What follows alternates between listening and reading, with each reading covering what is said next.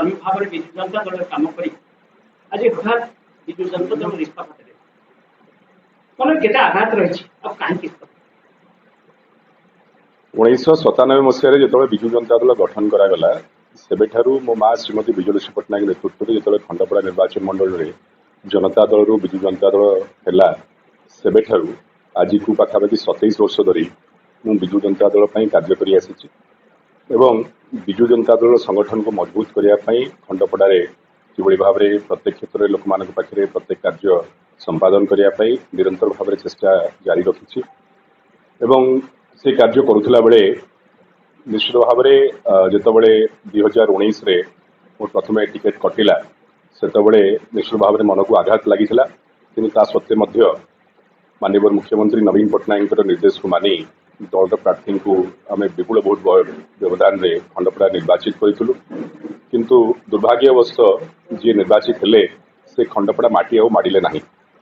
तेणु तापर खंडपड़ा जनसाधारण जो भाव में गोटे अनाथ अवस्था रहिले बापा माँ छेउंड अवस्था ताकू देखिक निश्चित भाव में खंडपड़ार माटीर पुओ हिसाब से मत बहुत दुख देता दीर्घ 5 वर्ष धरी खंडपड़ा खंडपड़ा लोकों खंडपड़ा लोक कि भाव में सुविधा पाइबे से चेष्टा करी आशा करी कि जो भाव में दलर संगठन को मजबूत करने कार्य करी जनमानस जो भाव में लोक मान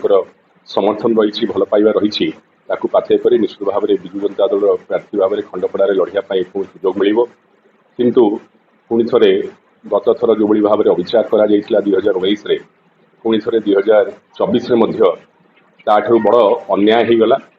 एवं एभली अन्याय है जितेबाला कि जहाँ को प्रार्थी कले सी जड़े एभली व्यक्ति जे कि पूर्व गंजे बेपार करके ना वारंट रही जार प्रमाण मु विधानसभा प्रश्न उत्तर में पाई जाना पाई कि आम अंचल श्री बेणुधर प्रधान ना अनेक गुड़िया वारंट रही जो से गंजे बेपार आगु कर सहित से स्वर्गत गुरुवारी कर जे ब्लॉक चेयरमैन थे मर्डर करते आजिका दिन में ना केस जारी रही कोर्टे से केस फैसला एपर्यंत आसीना तेणु एभली जड़े व्यक्ति धर्मपत्नी को जी केते पाठ पढ़ी मुझे नहीं ता विषय सी भल भाव में कहींपर एभली जड़े व्यक्ति को ये प्रार्थी करागला जहाँकर ना दल प्रति किसी अवदान रही ना दलर संगठन को मजबूत करने किसी अवदान रही ना कौन प्रकार खंडपड़ा निर्वाचन मंडल से भाई किसी कार्य करते पार्टी तेणु से क्षेत्र में मु अत्यंत भाव में दुखित हो मर्माहत हो जो अन्याय करा से अन्याय विषय लड़ाई खंडपड़ा माटी लड़ाई आज पर्यंत दल लड़ुली दल कार्य करुली आगु को खंडपड़ा माटी लड़ार अच्छी खंडपड़ा माटी लड़ाई जेहेतु सुजोग मिलला ना वर्तमान खंडपड़ा माटी को आगू नापी खंडपड़ा माटीर विकास करने मु लड़ाई करने प्रस्तुत अच्छी से मु दल छाड़ी सीधा सड़क जदि आम कह विजु जनता दल में जो संगठित जो कर्मी देखो सहीटा तो दलर शीर्ष नेतृत्व विचार करेंगे से क्या रखिए क्या न रखिए तेणु से विषय बारंबार नेतृत्व परिवर्तन खंडपड़ा गोटे विकास प्रति बहुत कुठारघात कर अनुमान कर निश्चित भाव में 2004 मसीह से भाव में जड़े गंजे बेपारी को टिकेट दि जाता विजु जनता दल तरफ एवं से गंजे बेपारी ये हारिकी जाते आज पुणी थे जड़े गंजे बेपारी धर्मपत्नी को टिकेट दि जाती जहाँ ना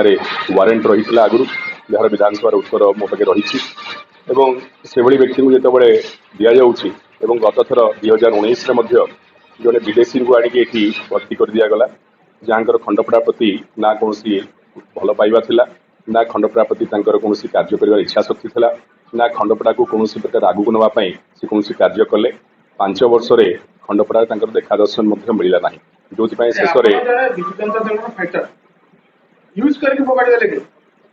देखो मुझे से कथा लिखी मोर इस्तफा पत्र में मुझे भल भाव में इस्तफा पत्र को देखिए मुझे लिखी कि दल निश्चित भाव में मत व्यवहार कर गोटे अस्त्र हिसाब से जिते सौम्यरंजन पट्टनायक दल विरुद्ध में सरकार विरुद्ध में विशेष भाव में दलर शीर्ष नेतृत्व विरुद्ध जो भाव में आरोप आणुले से आरोप विरुद्ध में मत निश्चित भाव में जहाँ दल निर्देश देता से अनुसार दल वक्तव्य उपर मोर टिप्पणी देती एवं दल सदा सर्वदा दल को संगठन को मजबूत करने खाली खंडपड़ा नुहे मुखपात्र हिसाब से ଏବଂ ଦଳ ଆଉ ଯାହା ଦାୟିତ୍ୱ ଯେବେ ବି ଦେଇଛି ସେ ଦାୟିତ୍ୱ ଠିକ୍ ଭାବରେ ନିର୍ବାହ କରିଛି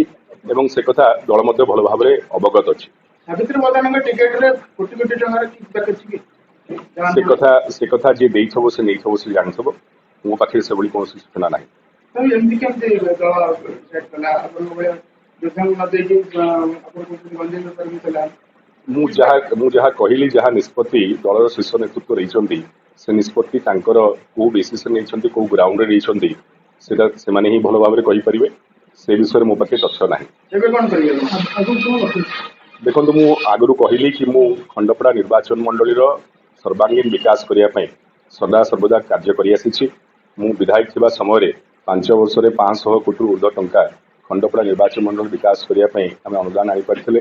ଏବଂ ଆଗାମୀ ଦିନରେ ମଧ୍ୟ ମୋର ଲକ୍ଷ୍ୟ ରହିଛି କିଭଳି ଭାବରେ ଖଣ୍ଡପଡ଼ାର ଆହୁରି ବିକାଶ ହୋଇପାରିବ, ଯେଉଁଭଳି ଭାବରେ ବର୍ତ୍ତମାନ ବିଦ୍ୟୁତର ସମସ୍ୟା ରହିଛି, ଯେଉଁଭଳି ଭାବରେ ପିଇବା ପାଣିର ସମସ୍ୟା ରହିଛି, ଯେଉଁଭଳି ଭାବରେ ଜଳସେଚନର ସମସ୍ୟା ରହିଛି, ସେ ସମସ୍ୟା ଗୁଡ଼ିକର ସମାଧାନ କରିବା ପାଇଁ ଖଣ୍ଡପଡ଼ା ଅଞ୍ଚଳକୁ ଆହୁରି ଆଗକୁ ନେବା ପାଇଁ ଏକ ଶ୍ରେଷ୍ଠ ନିର୍ବାଚନ ମଣ୍ଡଳୀର ପରିକଳ୍ପନାକୁ ସାକାର କରିବା ପାଇଁ ମୁଁ ନିରନ୍ତର ଭାବରେ ମୋ ଚେଷ୍ଟା ଜାରି ରହିବି ଏବଂ ନିଶ୍ଚିତ ଭାବରେ ଖଣ୍ଡପଡ଼ା ଲୋକଙ୍କ ସେବା କରିବା ପାଇଁ ମୁଁ ଆଗାମୀ ନିର୍ବାଚନରେ